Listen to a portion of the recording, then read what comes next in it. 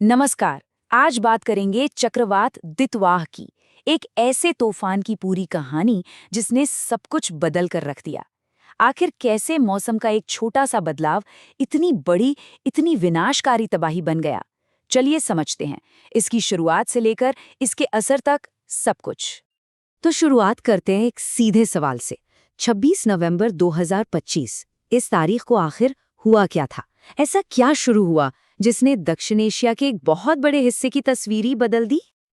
तो कहानी शुरू होती है समंदर की गहराइयों से, ठीक वहीं जहां दितवा ने पहली सांस ली थी। अब देखिए, मौसम विज्ञान की भाषा में इसे well marked low pressure area कहते हैं। अगर आसान भाषा में समझें तो बंगाल की खाड़ी का पानी गर्म हुआ, हवा का दबाव कम हुआ और बस यहीं से एक बहुत बड़े खतरे की नींव पड़नी शुरू हो गई थी। और ये सब, यकीन मानिए, अविश्वसनीय तेजी से हुआ। जरा सोचिए, 26 नवंबर को जो सिर्फ एक हल्का सा दबाव का क्षेत्र था, वो सिर्फ 48 घंटों में यानी 28 नवंबर आते आते एक खतरनाक चक्रवाती तूफान में तब्दील हो गया। और तभी इसे इसका नाम मिला, दितवा। यहाँ एक बहुत दिलचस्प बात है और वो है इसका नाम। दितवा नाम यमन की तरफ से आया था और ये नाम वहाँ के एक बेहद खूबसूरत दितवा लगून से लिया गया है। विडंबना देखिए, एक शांत खूबसूरत जगह का नाम एक इतने बड़े विनाशकारी तूफान को दे दिया गया। तो जैसे जैसे ये तूफान समंदर में ताकत पकड़ रहा था, जमीन पर एजेंसियां हरकत में आ चुकी थी। चेतावनियों का दौर शुरू हो गया था। भारतीय मौसम विज्ञान विभाग यानी आईएमडी ने एकदम साफ साफ चेतावनियां जारी की। हवा की रफ्तार 70 से 90 किलोमीटर प्रति घंटा। अंदाजा लगाइए, ये इतनी तेज हवा है जो बड़े बड़े पेड़ों को जड़ से उखाड़ सकती है। समंदर में 1.5 मीटर तक ऊंची लहरें उठने की आशंका थी, जो किसी भी छोटी नाव को खिलौने की तरह पलट सकती हैं। इसीलिए तो मछुआरों को समंदर में जाने से साफ मना कर दिया गया था। ये सिर्फ आंकड़े नहीं थे, ये आने वाली तबाही के साफ संकेत थे। भारत में खास तौर पर 3 तटीय इलाकों को हाई अलर्ट पर रखा गया: तमिलनाडु, पुदुचेरी और दक्षिणी आंध्र प्रदेश। यहाँ तैयारियां तो शुरू हो गई थी, पर शायद किसी को भी इस बात का अंदाजा नहीं था कि ये तूफान भारत पहुंचने से पहले ही कहीं और अपना सबसे भयानक रूप दिखाने वाला है। जी हाँ, इससे पहले कि दितवा भारत के तटों से टकराता, उसने श्रीलंका में वो तबाही मचाई जिसकी किसी ने कल्पना भी नहीं की थी। ये जो नंबर स्क्रीन पर है, ये सिर्फ एक नंबर नहीं है। 355। श्रीलंका में 355 लोगों की मौत की पुष्टि हुई। ये 355 जानें थीं। 355 परिवार थे जिनकी दुनिया एक ही झटके में उजड़ गई। और ये त्रासदी यही खत्म नहीं हुई। 366 लोग, वो अभी भी लापता हैं। सोचिए, उनके परिवार आज भी इंतजार कर रहे हैं बस एक खबर का। ये जो अनिश्चितता होती है ना, शायद सबसे बड़ा दर्द यही होता है। नुकसान का पैमाना सच में कल्पना से भी परे था। जबरदस्त बाढ़ और लैंडस्लाइड्स ने जैसे पूरे के पूरे गांवों को निगल लिया।